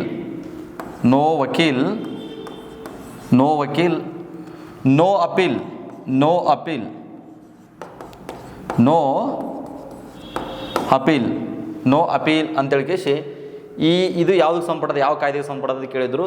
ನೋ ದಲೀಲ್, ನೋ ವಕೀಲ್, ನೋ ಅಪೀಲ್. ನೋಡ್ರಿ ಆಲ್ರೆಡಿ ಏನಿಲ್ಲ, ಜಾಮೀನಿಲ್ಲ. ಅಲ್ಲಿ ವಕೀಲ ಕರ್ಕೊಂಡೋಗಿ ನೀವು ಜಾಮೀನು ತೊಗೊಂಬರ್ತೀನಂದ್ರೆ ಅಲ್ಲಿ ಜಾಮೀನೇ ಏನಿಲ್ಲ, ಅಲ್ಲಿ ಜಾಮೀನೇ ತೆಗೆದಾಕ್ಯಾರ ಅವರು. ಎಬಿಎಸ್ ಕಾರ್ಪಸ್ ಇಲ್ಲ, ಜಾಮೀನಿಲ್ಲ. ಅದಕ್ಕೆ ನೋ ದಲೀಲ್, ನೋ ವಕೀಲ್, ನೋ ಅಪೀಲ್. ಅವ್ರು ಏನು ಹೇಳ್ತಾರೆ ಅದನ್ನು ಕೇಳಬೇಕಷ್ಟೇ. ಓಕೆ, ಇದು ರೌಲತ್ ಕಾಯ್ದೆಯ ನಿಯಮಗಳು, ರೌಲತ್ ಕಾಯ್ದೆಯ ನಿಯಮಗಳು ಅಂತೇಳಿ ನಿಮಗೆ ಗೊತ್ತಿರಬೇಕು. ಓಕೆ, ನೆಕ್ಸ್ಟ್ ನೋಡೋಣ. ಓಕೆ, ಮುಂದೇನೇನಾಯಿತು ಅನ್ನೋದನ್ನು ನಾವೀಗ ಚರ್ಚೆ ಮಾಡೋಣ. ಸಿಂಪಲಾಗಿ ಹೇಳ್ತಾ ಇದ್ದೀನಿ ರೀ, ಭಾಳ ನಿಮಗೆ ಇದು ಭಾಳ ಡೆಪ್ತ್ ಹೇಳ್ಬೋದು ಕರೆ, ಬಟ್ ನಿಮ್ಗೆ ಕನ್ಫ್ಯೂಸ್ ಆಗಿ ಹೋಗ್ತಾರೆ. ಅದಕ್ಕೆ ನಾವು ಒಂದು ರೇಂಜ್ನಾಗ ನಿಮ್ಗೆ ಏನು ಮಾಡ್ತಾ ಇದ್ದೀನಿ ಹೇಳ್ತಾ ಇದ್ದೀನಿ ನೋಡಿರಿ. ಇದೆಲ್ಲ ಸಿಡ್ನಿ ರೌಲತ್ ಅವರ ನೇತೃತ್ವದಲ್ಲಿ ಏನಾಗ್ತಾ ಇತ್ತು, ಒಂದು ಕಾಯ್ದೆ ಆಗಲಿಕ್ಕೆ ಒಂದು ಬಿಲ್ ರೆಡಿ ಆಗ್ತಾ ಇತ್ತು. ಆವಾಗ ಇದು ಗಾಂಧೀಜಿಯವ್ರಿಗೆ ಗೊತ್ತಾಗುತ್ತೆ. 1919 ಇಸ್ವಿಯಲ್ಲಿ ಏನಾಗುತ್ತೆ, ಇದು ಜಾರಿಯಾಗುತ್ತೆ ಅಂತ ಗೊತ್ತಾಗುತ್ತೆ. ಆವಾಗ ಗಾಂಧೀಜಿಯವರು 1919 ಫೆಬ್ರವರಿ 14ಕ್ಕೆ ನೋಡ್ರಿ, ಫೆಬ್ರವರಿ 14ಕ್ಕೆ ಏನು ಮಾಡಿದ್ರು ಅಂತಂದ್ರೆ ಬಾಂಬೆಯಲ್ಲಿ ಒಂದು ಸಭೆ ನಡೆಸ್ತಾರೆ. ಅದು ಯಾರ ನೇತೃತ್ವದಲ್ಲಿಪ್ಪ ಅಂತಂದ್ರೆಗಿನ ಸ್ವಾಮಿ ಶ್ರದ್ಧಾನಂದ ಅಂತ ಹೇಳಿಕೇಸಿ, ಶ್ರದ್ಧಾನಂದ ಆರ್ಯ ಸಮಾಜಕ್ಕೆ ಸಂಬಂಧಪಟ್ಟವರು ಇವರು. ಓಕೆ, ಸ್ವಾಮಿ ಶ್ರದ್ಧಾನಂದವರ ನೇತೃತ್ವದಲ್ಲಿ ಬಾಂಬೆಯಲ್ಲಿ ಒಂದು ಸಭೆ ನಡೆಸ್ತಾರೆ ಗಾಂಧೀಜಿಯವರು. ಅಲ್ಲಿ ಏನು ಹೇಳಿದ್ರು ಅಂದ್ರೆ ಭಾರತೀಯ ಎಲ್ಲ ಪ್ರಜೆಗಳು ಜನರು ಏನು ಮಾಡಬೇಕು, ಸಪೋರ್ಟ್ ಮಾಡಬೇಕು. ರೌಲತ್ ಕಾಯ್ದೆ ಜಾರಿ ಬರಲಾರ್ದಂಗೆ ನಾವು ಜಾರಿಗೆ ಬರಲಿಕ್ಕೆ ಬಿಡಬಾರ್ದು ಅದನ್ನು. ಓಕೆ, ಹಂಗೆ ನಾವು ಹೋರಾಟ ಮಾಡಬೇಕು, ಎಲ್ಲರೂ ಕೈ ಜೋಡಿಸ್ಬೇಕು. ಇಲ್ಲಾಂದ್ರೆ ಏನಾಗ್ತೈತೆ, ಭಾರತ ಸಂಕಷ್ಟಕ್ಕೆ ಸಿಲುಕುತ್ತೆ ಅಂತೇಳಿ ಗಾಂಧೀಜಿಯವರು ಹೇಳ್ತಾರೆ. ಎಲ್ಲರೂ ಭಾಗವಹಿಸ್ಬೇಕಂತ ಹೇಳ್ತಾರೆ. ನೆಕ್ಸ್ಟ್ ಅದಾದ ನಂತರ 1919 ಏಪ್ರಿಲ್ ನೋಡ್ರಿ, ಏಪ್ರಿಲ್ 6ಕ್ಕೆ ಗಾಂಧೀಜಿಯವರು ಮದ್ರಾಸ್ನಲ್ಲಿ ಕೂಡ ಸಭೆ ನಡೆಸ್ತಾರೆ. ಮದ್ರಾಸ್ನಲ್ಲಿ ಸಭೆ ನಡೆಸಿದ್ರು. ಗಾಂಧೀಜಿಯವರಿಗೆ ಏನು ಮಾಡ್ಬೇಕಂತ ಅವರಿಗೆ ಗೊಂದಲ ಇತ್ತು. ಅವ್ರಿಗೆ ಯಾವ ರೀತಿ ಮಾಡಿದರೆ ಇದನ್ನು ನಾವು ವಿರೋಧಿಸ್ಬೋದು, ಈ ಒಂದು ಕಾಯ್ದೆಯನ್ನು ವಿರೋಧಿಸಿ ಅದನ್ನು ಯಶಸ್ವಿಗೊಳಿಸ್ಬೋದು ಅಂತಂದಾಗ ಅವ್ರಿಗೆ ಬಂದಿರತಕ್ಕಂಥದ್ದು ಒಂದು ಪ್ಲಾನ್ ಏನಂದ್ರೆ ಹರತಾಳ. ನೋಡ್ರಿ, ಇದು ಎಕ್ಸಾಮಲ್ಲಿ ಕೇಳೇನ ಪಾಯಿಂಟ್ನ ನೆನ್ಪಿಟ್ಕೋರಿ. ಹರತಾಳ ಅನ್ನೋದು ಯಾವುದಕ್ಕೆ ಸಂಬಂಧಪಟ್ಟಂದ್ರೆ ಇದು ರೌಲತ್ ಕಾಯ್ದೆಗೆ ಸಂಬಂಧಪಟ್ಟದ್ದು. ಯಾಕಂದ್ರೆ ಹರತಾಳ ಅನ್ನೋದೇ ರೌಲತ್ ಕಾಯ್ದೆಯನ್ನು ವಿರೋಧಿಸಿ ಮಾಡಿರ್ತಕ್ಕಂಥದ್ದು. ಓಕೆ, ಇದನ್ನು ಪ್ರಶ್ನೆ ಕೇಳ್ತಾರೆ, ತುಂಬ ಇಂಪಾರ್ಟೆಂಟ್. ಓಕೆ, ಇದು ಗುಜರಾತಿ ಭಾಷೆ. ಹರತಾಳ ಅನ್ನೋದು ಗುಜರಾತಿ ಭಾಷೆ. ಇದು ಕನ್ನಡದಾಗ ಏನಾಗುತ್ತೆ ಅಂತಂದ್ರೆ ಬಂದ್, ಎಲ್ಲ ಶಾಪ್ಗಳನ್ನ ಏನು ಮಾಡೋದು, ಬಂದ್ ಮಾಡೋದು. ಇಡೀ ಟೋಟಲ್ ಇಂಡಿಯನ್ ಏನು ಮಾಡೋದು, ಬಂದ್ ಮಾಡತಕ್ಕಂಥದ್ದು. ಓಕೆ, ಹಾಗಾಗಿ ಹರತಾಳವನ್ನು ಘೋಷಣೆ ಮಾಡ್ತಾರೆ ಗಾಂಧೀಜಿಯವರು.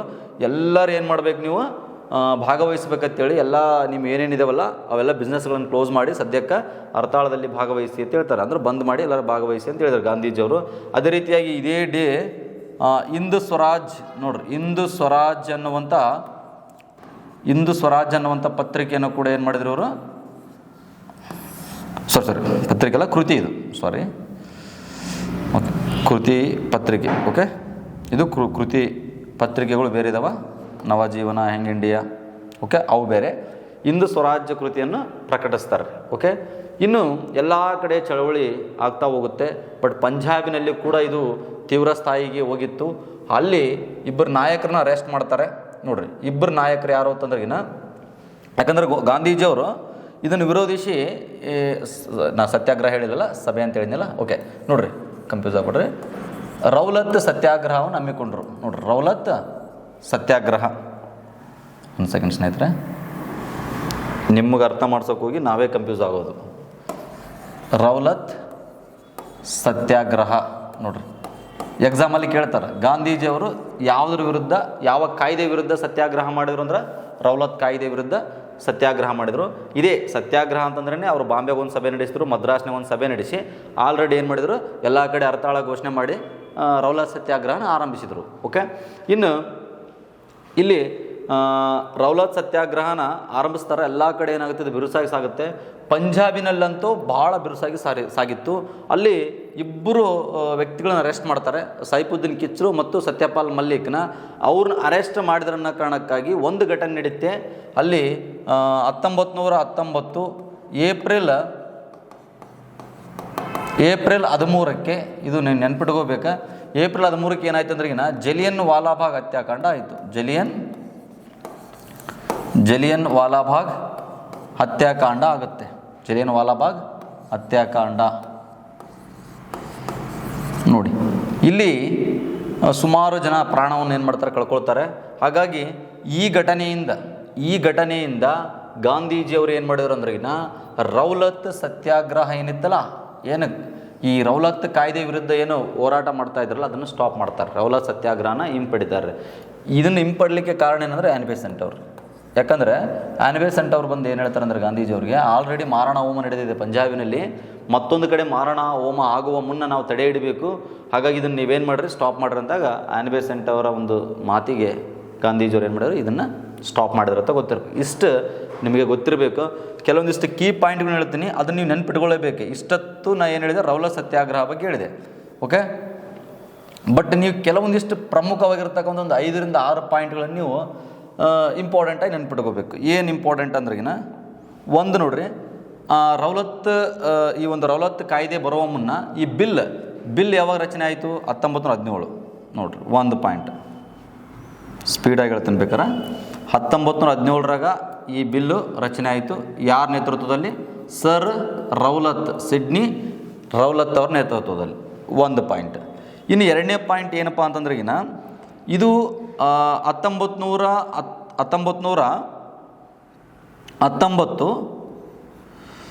ಮಾರ್ಚ್ 18ಕ್ಕೆ ನೋಡ್ರಿ, ಮಾರ್ಚ್ 18ಕ್ಕೆ ಈ ಇಂಪೀರಿಯಲ್ ಲೆಜಿಸ್ಲೇಟಿವ್ ಅಸೆಂಬ್ಲಿಯಲ್ಲಿ ಏನಾಯ್ತಿದು, ಇದಕ್ಕೆ ಅಂದರೆ ಒಪ್ಪಿಗೆ ಸಿಕ್ತು. ಓಕೆ, ನೆಕ್ಸ್ಟ್ ಇದನ್ನು ಗಾಂಧಿಯವರು ಏನಂತ ಕರೆದ್ರು? ಗಾಂಧೀಜಿಯವರು ಬ್ಲ್ಯಾಕ್ ಆ್ಯಕ್ಟ್ ಅಥವಾ ಕಪ್ಪು ಕಾಯ್ದೆ ಅಂತ ಕರಿತೀವಿ ನಾವು. ಇದೊಂದು ನೆನ್ಪಿಟ್ಕೋರಿ,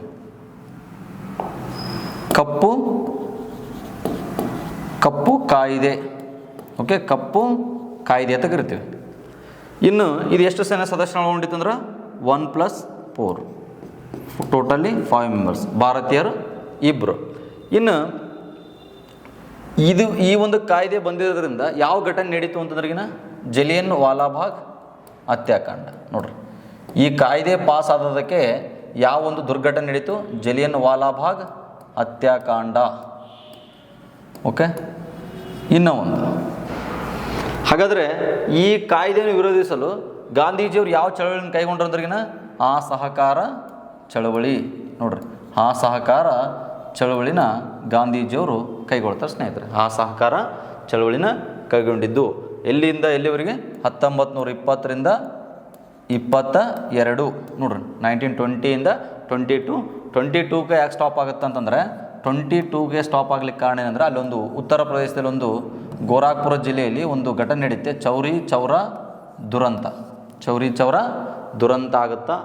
ಅಲ್ಲಿ 22 ಜನ ಪೊಲೀಸರ ದಹನ ಆಗುತ್ತಾ. ಅಲ್ಲಿ ಹೋರಾಟಗಾರರ ಪೊಲೀಸ್ ಸ್ಟೇಷನಿಗೆ ಬೆಂಕಿ ಇಟ್ಟು ದಹನ ಮಾಡಿದ್ರಿಂದ ಗಾಂಧೀಜಿಯವರು ಏನು ಮಾಡಿದ್ರು, ಈ ಚಳವಳಿನ ಹಿಂಪಡೆದರು ಅಂತ ನಿಮಗೆ ಗೊತ್ತಿರಬೇಕು. ಇಷ್ಟು ರೌಲತ್ ಕಾಯ್ದೆಯ ಕೆಲವೊಂದಿಷ್ಟು ಪ್ರಮುಖ ಅಂಶಗಳು ಅನ್ನೋದು ನಿಮಗೆ ಗೊತ್ತಿರಬೇಕು ಸ್ನೇಹಿತರೆ. ಓಕೆ, ಇನ್ನು ಇನ್ನೊಂದು ಪಾಯಿಂಟ್ನ ಡಿಸ್ಕಷನ್ ಮಾಡಿಬಿಡೋಣ. ಜಲಿಯನ್ ವಾಲಾಬಾಗ್ ಹತ್ಯಾಕಾಂಡದ ಕುರಿತು ಕೂಡ ನಾವು ಒಂದು ಸ್ಮಾರ್ಟಾಗಿ ಒಂದು 5 ನಿಮಿಷ ತಿಳ್ಕೊಂಬಿಡೋಣ. ಓಕೆ, ನೋಡ್ರಿ,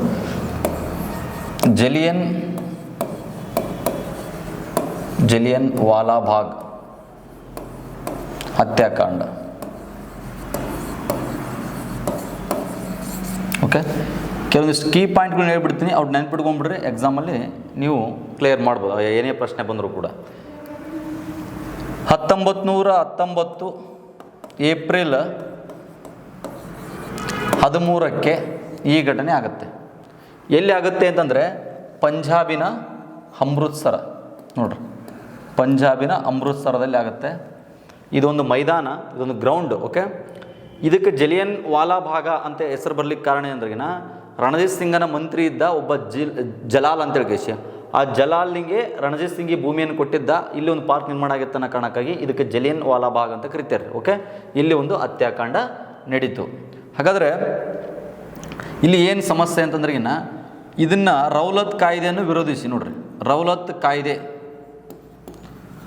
ರೌಲತ್ ಕಾಯ್ದೆಯನ್ನು ವಿರೋಧಿಸಿ ಹೋರಾಟ ಮಾಡ್ತಾಯಿದ್ರು. ಯಾವಾಗ ಅಂತಂದ್ರೆ ಏಪ್ರಿಲ್ 10ಕ್ಕೆ ಏನು ಮಾಡ್ತಾಯಿದ್ರು, ಹೋರಾಟ ಮಾಡ್ತಾಯಿದ್ರು. ಅಲ್ಲಿ ಏಪ್ರಿಲ್ 10ಕ್ಕೆ ಇಬ್ಬರು ನಾಯಕರನ್ನ ಬಂಧಿಸ್ತಾರೆ. ಡಾಕ್ಟರ್ ಸತ್ಯಪಾಲ್ ಮಲ್ಲಿಕ್. ನೋಡ್ರಿ, ಸತ್ಯಪಾಲ್ ಮಲ್ಲಿಕ್ ಇನ್ನೊಬ್ರು ಯಾರಂದ್ರಿಗಿನ ಸೈಫುದ್ದೀನ್ ಕಿಚ್ಲು ಅಂತೇಳಿ ಸೈಫುದ್ದೀನ್ ಕಿಚ್ಲು ಅನ್ನೋರನ್ನ ಅರೆಸ್ಟ್ ಮಾಡಿದರು. ಓಕೆ, ಅರೆಸ್ಟ್ ಮಾಡಿದ ನಂತರ ಅಲ್ಲಿ ಒಂದು ಹಬ್ಬ ಇರುತ್ತೆ ಅವತ್ತು, ವಿಶೇಷವಾಗಿ ಬೈಸಾಖಿ ಹಬ್ಬ ಅಂತೇಳಿ ಆ ಬೈಸಾಖಿ ಹಬ್ಬದ ದಿನ ನಾವು ಹೆಂಗೆ ಸಂಕ್ರಮಣ ಹೆಂಗೆ ಆಚರಣೆ ಮಾಡ್ತೀವಲ್ಲ ಹಂಗೆ ಬೈಸಾಖಿ ಹಬ್ಬದ ದಿನ ಎಲ್ಲ ಊರು ಗ್ರಾಮಗಳಿಂದ ಆ ಗ್ರೌಂಡಿಗೆ ಹಬ್ಬವನ್ನು ಆಚರಣೆ ಮಾಡಲು ಎಷ್ಟೋ ಜನ ಅಲ್ಲಿ ಭಾಗವಹಿಸಿದರು. ಅದೇ ರೀತಿಯಾಗಿ ಇಲ್ಲಿ ಹೋರಾಟಗಾರರು ಇವರಿಬ್ಬರನ್ನ ಬಿಡುಗಡೆ ಮಾಡ್ಕೊಂಡು ಬರಬೇಕು ಅಂತೇಳಿ ಯಾವ ರೀತಿ ಹೋರಾಟ ಮಾಡಬೇಕನ್ನೋ ಚರ್ಚೆ ನಡೆಸ್ತಾ ಇದ್ರು ಅವತ್ತೇ. ಅಲ್ಲೇ ಇದೇ ಜಲಿಯನ್ ವಾಲಾಬಾಗ್ ಗ್ರೌಂಡಲ್ಲಿ ಸುಮಾರು ಹೇಳ್ತಿರ್ತಾರೆ, ಅಂದರೆ 20,000ಕ್ಕೆ ಹೆಚ್ಚು ಜನ ಇದ್ದರು ಅಂತ ಹೇಳ್ತಿರ್ತಾರೆ. ಬಟ್ ಅದು ಸಂಖ್ಯೆನ ನಾವು ಎಕ್ಯುರೇಸ್ ಆಗಿ ಕೊಡೋಕ್ಕಾಗಲ್ಲ, ಅಂದಾಜು ಇರ್ಬೋದು, ಒಂದು 15-20,000 ತನಕ ಇರ್ಬೋದು. ಓಕೆ, ಬೈಸಾಖಿ ಹಬ್ಬ ನೋಡ್ರಿ, ನೆನ್ಪಿಟ್ಕೋರಿ. ಅಲ್ಲಿ ಲಾಲಾ ಹಂಸರಾಜ ಅಂತ ಒಬ್ಬ ವ್ಯಕ್ತಿ ಸಮ್ಮುಖದಲ್ಲಿ ಅಲ್ಲಿ ಏನು ನಡೀತಾ ಇತ್ತು, ಸಭೆ ಏನಾಗ್ತಾಯಿತ್ತು ನಡೀತಾ ಇತ್ತು. ಆವಾಗ ಅಲ್ಲಿ ಪಂಜಾಬ್ ಅಂದರೆ ಅಮೃತಸರದಲ್ಲಿರ್ತಕ್ಕಂಥ ಒಂದು ವಾತಾವರಣ ಬೇರೆಯೇ ಕ್ರಿಯೇಟ್ ಆಗಿಬಿಟ್ಟಿತ್ತು. ಬ್ರಿಟಿಷರಿಗೆ ಏನು ಅನಿಸ್ತಂದ್ರೆ ಈ ವಾತಾವರಣ ಕೈ ಮೀರಿ ಹೋಯ್ತಂದ್ರೆ ನಾವು ಕಂಟ್ರೋಲ್ ಮಾಡೋಕ್ಕಾಗಲ್ಲ, ಕೈ ಮೀರಿ ಹೋಗುವ ಮುನ್ನನೇ ಏನು ಮಾಡಬೇಕು ನಾವು, ಇದನ್ನಲ್ಲಿ ಆ ಒಂದು ಭಯೋತ್ಪಾದನೆಯನ್ನು ಏನು ಮಾಡಬೇಕು ನಾವು ಕಂಟ್ರೋಲ್ ಮಾಡಬೇಕಂತೇಳಿ ಆ ಪಂಜಾಬಿನ ಗವರ್ನರ್ ಆಗಿರ್ತಕ್ಕಂಥ ನೋಡ್ರಿ, ಪಂಜಾಬಿನ ಗವರ್ನರ್ ಆಗಿರ್ತಕ್ಕಂಥ ಮೈಕಲ್ ಓ ಡಯಾರ್, ಈ ಮೈಕಲ್ ಓ ಡಯಾರ್ ಏನು ಮಾಡ್ತಾನಂದರೆ ಒಬ್ಬ ಪೊಲೀಸ್ ಆಫೀಸರ್ನ ನೇಮಕ ಮಾಡ್ತಾನೆ ರೀ. ಕನ್ಫ್ಯೂಸ್ ಆಗಬೇಡ್ರಿ, ಇವನು ಗವರ್ನರ್ ಅಂತಂದ್ರೆ ಪ್ರಾಂತ್ಯಗಳಿಗಿರ್ತಾರೆ ರೀ. ಅವಾಗ ವೈಸ್ರಾಯ್ ಯಾರಂದ್ರಿಗಿನ ಈ ಒಂದು ಹತ್ಯಾಕಾಂಡ ನಡೆದಾಗ ವೈಸ್ರಾಯ್ ಯಾರಂತಂದ್ರಿಗಿನ ಲಾರ್ಡ್ ಚೆಮ್ಸ್ಫರ್ಡ್. ಓಕೆ, ಪ್ರಶ್ನೆ ಯಾವ ರೀತಿ ಕೇಳ್ಯಾನಂದ್ರಿಗಿನ ಈ ಜಲಿಯನ್ ವಾಲಾಬಾಗ್ ಹತ್ಯಾಕಾಂಡವನ್ನು ಈ ಕೆಳಗಿನ ಯಾವ ವೈಸರಾಯ ತಡೆಯಬಹುದಿತ್ತು ಅಂತ ಕೇಳ್ಯಾರ. ಓಕೆ, ಇಂತಹ ಒಂದು ಹತ್ಯಾಕಾಂಡ ಆಗೋದನ್ನು ಕೂಡ ಅವನು ಏನು ಮಾಡ್ಬೋದಾಗಿತ್ತು, ಅವನು ತಡಿಬೋದಾಗಿತ್ತು, ಬಟ್ ತಡಲಿಲ್ಲ. ಓಕೆ, ಹಾಗಾದರೆ ಇಲ್ಲಿ ಗವರ್ನರ್ ಇಲ್ಲಿ ಪೊಲೀಸ್ ಅಧಿಕಾರಿಯಾಗಿ ಯಾರು ನೇಮಕ ಆಗ್ತಾರೆ ಅಮೃತ್ಸರ್ಕ ಅಂತಂದ್ರಿಗಿನ ಜನರಲ್ ಡಯಾರ್ ಅಂತ ಹೇಳಿ ನೆನ್ಪಿಟ್ಕೋರಿ. ಜನರಲ್ ಡಯಾರ್ ಅವರು ನೇಮಕ ಆದರು ಇಲ್ಲಿನ ಒಂದು ವಾತಾವರಣನ ಸ್ವಲ್ಪ ಕಂಟ್ರೋಲ್ ಮಾಡಲಿಕ್ಕೆ. ಓಕೆ, ಹಾಗಾಗಿ ಅವ ಏನು ಮಾಡಿದ ಅಂದ್ರಿಗಿನ ಯಾವಾಗ ಬರ್ತಾನಲ್ಲ ಅಲ್ಲಿ ಡ್ಯೂಟಿ ಜಾಯ್ನ್ ಆದ ಕೂಡಲೇ ಅಲ್ಲಿ 144 ಸೆಕ್ಷನ್ ಜಾರಿ ಮಾಡಿಬಿಡ್ತಾನೆ ರೀ. 144 ಸೆಕ್ಷನ್ನ ಜಾರಿ ಮಾಡಿದ. ಇದನ್ನು ಪ್ರಾದೇಶಿಕ ಭಾಷೆಗಳಲ್ಲಿ ಜಾರಿ ಮಾಡಲಿಲ್ಲ, ಇಂಗ್ಲೀಷ್ ಭಾಷೆಯಲ್ಲಿ ಜಾರಿ ಮಾಡಿದ ನೋಡ್ರಿ. ಯಾಕಂದರೆ ಅಲ್ಲಿ ಯಾರಿಗೂ ಇಂಗ್ಲೀಷ್ ಅಷ್ಟೊಂದು ಬರ್ತಾ ಇರಲಿಲ್ಲ, ಹಾಗಾಗಿ ಈ ಕಾಯ್ದೆ ಬಂದಿದ್ದೇ ಗೊತ್ತಿರಲಿಲ್ಲ ನೋಡ್ರಿ. ಅವತ್ತು ಹಬ್ಬ ಇತ್ತು, ಅಲ್ಲಿ ಕೂಡ ಏನಾಗಿದೆ ನಿಷೇಧಾಜ್ಞೆ ಅಂದರೆ ಕರ್ಫ್ಯೂ ಏನಾಗಿದೆ ಜಾರಿಯಾಗೈತೆ. ಬಟ್ ಅವ್ರಿಗೆ ಗೊತ್ತೇ ಇಲ್ಲ ಇಲ್ಲೇನು 144 ಸೆಕ್ಷನ್ ಜಾರಿಯಾಗೈತೆ, ನಾವು ಸಭೆ ಸೇರಬಾರ್ದು ಅನ್ನೋದು ಅವ್ರಿಗೂ ಕೂಡ ಸೆನ್ಸ್ ಇಲ್ಲ. ಹಾಗಾಗಿ ಇಲ್ಲಿ ಗೊತ್ತಾಗುತ್ತೆ ಇಷ್ಟು ಜನ ಸೇರಿರೋ ಅನ್ನೋದು ಯಾರಿಗೆ ಗೊತ್ತಾಗುತ್ತೆ, ಜನರಲ್ ಡಯಾರಿನಿಗೆ ಗೊತ್ತಾಯಿತು. ಜನರಲ್ ಡಯಾರ್ ಏನು ಮಾಡಿದ ಅಂದ್ರೆ ಕೆಲವೊಂದು ಸೈನ್ಯವನ್ನು ಅಂದರೆ ಸೈನಿಕರು ಕರ್ಕೊಂಡು ಬಂದು ಆ ಏನು ಮೈದಾನ ಇತ್ತಲ್ಲ ಅದಕ್ಕೆ ಒಂದೇ ಗ್ರೌಂಡ್ ಅಂದ್ರೆ ಒಂದೇ ಬಾಗಿಲಿತ್ತು, ಆ ಒಂದು ಗ್ರೌಂಡಿಗೆ ಒಂದೇ ಗೇಟ್ ಅಂದರೆ ಒಂದೇ ದ್ವಾರದಲ್ಲಿ ಹೋಗ್ಬೇಕು. ಓಕೆ, ಆ್ಯಕ್ಚುಲಿ ಅವನು ದೊಡ್ಡ ಈ ಕ್ಷಿಪಣಿ ಪಿರಂಗಿನ ಯಾವುದೋ ಒಂದು ತೊಗೊಂಬರ್ತಾನೆ ಮಿಷನ್ನ, ಅದು ಆ್ಯಕ್ಚುಲಿ ಹೋಗೋದಿಲ್ಲ ಒಳಗಡೆ. ಅಕಸ್ಮಾತ್ ಹೋಗಿದ್ರು ಅಂತ ತಿಳ್ಕೊರೆ ಅಲ್ಲಿ ಯಾರೂ ಉಳಿತಾ ಇರಲಿಲ್ಲ. ಬಟ್ ಅಲ್ಲೆಲ್ಲರನ್ನು ಕೂಡ ಏನು ಮಾಡ್ತಾಯಿದ್ದ, ಧ್ವಂಸ ಮಾಡ್ತಾಯಿದ್ದ. ಬಟ್ ಸೈನಿಕರನ್ನ ಕರ್ಕೊಂಡೋಗಿ ಅಲ್ಲಿ ಏನು ಮಾಡ್ತಾನೆ ಅಂದ್ರೆ ಅಲ್ಲಿರ್ತಕ್ಕಂಥ ಜನರ ಮೇಲೆ ಗುಂಡಿನ ಸುರಿಮಳೆನೇ ಹರಿಸ್ತಾನೆ ರೀ. ಗುಂಡಿನ ಸುರಿಮಳೆನೇ ಹರಿಸ್ತಾನೆ. ಬಟ್ ಒಂದು ಪ್ರಶ್ನೆ ಕೇಳಿದಾರ ಅಲ್ಲಿ, ಇದು ಗೊತ್ತಾ ಯಾವುದು ವಿವರಣೆ ಕಾರಣ ಹಿಂಗೆ ಬರ್ತಾ ಗೊತ್ತಾ, ಅಂದರೆ ಈ ಕಾರಣಕ್ಕೆ ವಿವರಣೆ ಸರಿ ಇದೆ ಅಥವಾ ತಪ್ಪಿದೆ ಅಂತ ಹಿಂಗೆ ಬರ್ತಾ ಗೊತ್ತಾ, ಈ ರೀತಿ ಪ್ರಶ್ನೆಗಳು ಅಲ್ಲಿ ಈ ಪ್ರಶ್ನೆ ಕೇಳಿದಾರ. ಅಲ್ಲಿ ಏನು ಕೊಟ್ಟಿದ್ದಾರೆ ಅಂದ್ರಿಗಿನ ಈ ಜಲಿಯನ್ ವಾಲಾಬಾಗ್ ಹತ್ಯಾಕಾಂಡದ ಬಗ್ಗೆ ಕೊಟ್ಟಿರ್ತಕ್ಕಂಥ ಅಂದರೆ ಜನರಲ್ ಡಯಾರ್ ಪಂಜಾಬ್ನಲ್ಲಿರ್ತಕ್ಕಂಥ ಭಯೋತ್ಪಾದನೆಯನ್ನು ಕಡಿಮೆ ಮಾಡಲು ಏನು ಮಾಡಿದೆ ಅಂದ್ರಿಗಿನ ಅಲ್ಲಿ ಫೈರ್ ಮಾಡಿದಾತ ಇನ್ನೊಂದು ಏನು ಕೊಟ್ಟಾನಂದ್ರಿಗಿನ ಮತ್ತೆ ಕೆಳಗಡೆ ಆ ಸೈನಿಕರಲ್ಲಿ ಸ್ಥೈರ್ಯ ತುಂಬಲು ಆ ಒಂದು ಡಿಸಿಷನ್ ತೊಗೊಂಡ ಅನ್ನೋದು ಕೂಡ ಕೊಟ್ಟಿದ್ದಾರೆ. ಅರ್ಥ ಆಯ್ತು ಅಂದರೆ ಎರಡು ಆಗ್ತಾವ್ರಿ. ಭಯೋತ್ಪಾದನೆ ಕಡಿಮೆ ಮಾಡಿದಂಗೆ ಆಗ್ತದೆ. ಇನ್ನೊಂದು ಆ ಹೊಸಬರು ಇರ್ತಕ್ಕಂಥದ್ದು ಏನಿದ್ರಲ್ಲ ಜಾಯ್ನ್ ಆಗಿರ್ತಕ್ಕಂಥ ನ್ಯೂ ಜಾಯ್ನರ್ಸ್ ಅಂದರೆ ಸೈನ್ಯಕ್ಕೇನು ಜಾಯ್ನ್ ಆಗಿದ್ರಲ್ಲ ಅವರೆಲ್ಲರಿಗೂ ಧೈರ್ಯ ತುಂಬಲು ಅಲ್ಲಿ ನೇರವಾಗಿ ಏನು ಮಾಡ್ತಾನೆ ರೀ, ಅವ್ರ ಕೈಲೇ ಫೈರ್ ಮಾಡಿಸ್ತಾನೆ ರೀ ಯಾರು, ಈ ಒಂದು ಜನರಲ್ ಡಯಾರು. ಹಾಗಾಗಿ ಇಲ್ಲಿ ಒಂದು ಗೋಲೆ ನಡೆದು ಹೋಗ್ತತೆ, ಅಲ್ಲೊಂದು ಬಾವಿ ಇರುತ್ತೆ, ಆ ಬಾವಿಗೆ ಬಿದ್ದು ಏನಾಗ್ತಾರಪ್ಪ ಅಂದ್ರೆ ಎಗ್ರಿ ಇಲ್ಲೆಲ್ಲ ಇದರಲ್ಲಿ ಎಗ್ರಿ ಏನಾಗ್ತಾರೆ ಅಂದ್ರೆ ಜಾಸ್ತಿ ಜನ ಸತ್ತೋಗ್ತಾರೆ. ಆ ಪಂಜಾಬಿನ ಆ ಒಂದು ಅಮೃತ್ಸರ ಅಂತ ಒಂದು ಗ್ರೌಂಡಲ್ಲಿ ಒಂದು ಬಾವಿ ಇರುತ್ತೆ ಚಿಕ್ಕದಾಗಿ, ಅದರಲ್ಲಿ ಎಷ್ಟೋ ಜನ ಏನಾಗ್ತಾರೆ ಮರಣ ಹೊಂದ್ತಾರೆ. ಇನ್ನು ಇದನ್ನು ಕಾಂಗ್ರೆಸ್ ಏನು ಮಾಡುತ್ತೆ ಅಂತಂದ್ರೆ ತೀವ್ರವಾಗಿ ವಿರೋಧಿಸುತ್ತಾರೆ. ಈ ಘಟನೆಗೆ ಏನು ಮಾಡಬೇಕು, ಒಂದು ಪರಿಹಾರ ಕೊಡಬೇಕು ಅಂತೇಳಿ ಕೇಸಿ ಎಲ್ಲರಿಗೂ ಅಸಮಾಧಾನ ಆಗುತ್ತಾ. ಹಾಗಾಗಿ ಗಾಂಧೀಜಿಯವರು ಈ ಸ್ಥಳಕ್ಕೆ ಬರ್ಬೇಕಂತೇಳಿ ಕೇಸಿ ಏನು ಮಾಡ್ತಾರೆ ಅಂದ್ರೆ ಗಾಂಧೀಜಿಯವರು ಪಂಜಾಬಿಗೆ ಬರ್ಬೇಕಂತೇಳಿ ಕೇಸಿ ಹೊರಡ್ತಾರೆ. ಬಟ್ ಆವಾಗ ಅಲ್ಲಿರ್ತಕ್ಕಂಥ ಸರ್ಕಾರ, ಆ ಒಂದು ಗೌರ್ಮೆಂಟ್ ಏನು ಮಾಡುತ್ತೆ ಅಂದ್ರೆ ಗಾಂಧೀಜಿಯವ್ರಿಗೆ ನಿಷೇಧ ಮಾಡುತ್ತೆ. ಹಾಗಾಗಿ ಅವ್ರನ್ನ ಆ ಪಲ್ವಾಲ ಅನ್ನುವಂಥ ಪ್ರದೇಶದಲ್ಲಿ ಅರೆಸ್ಟ್ ಕೂಡ ಮಾಡುತ್ತೆ ಗಾಂಧೀಜಿಯವ್ರನ್ನ. ಹಾಗಾಗಿ ಅವರು ಬರೋಕ್ಕಾಗಲ್ಲ. ಅದರ ಬದಲಾಗಿ ಏನು ಮಾಡುತ್ತೆ ಅಂತಂದ್ರೆ ಈ ಬ್ರಿಟನ್ ಸರ್ಕಾರ ಇಲ್ಲಿ ಸಮಾಧಾನ ಮಾಡಬೇಕಂತೇಳಿ ಕೇಸಿ ಒಂದು ಕಮಿಟಿನ ರಚನೆ ಮಾಡುತ್ತಾ. ಅದೇ ಯಾವ ಕಮಿಟಿ ಅಂದ್ರೆ ಹಂಟರ್ ಆಯೋಗ ಅಂತೇಳಿ ಕೇಸಿ ಸರ್ ವಿಲಿಯಂ ಹಂಟರ್ ಅವರ ನೇತೃತ್ವದಲ್ಲಿ ಒಂದು ಆಯೋಗವನ್ನು ರಚಿಸಿದರು. 1919ರಲ್ಲಿ ಒಂದು ಆಯೋಗ ರಚನೆ ಮಾಡ್ತಾರೆ.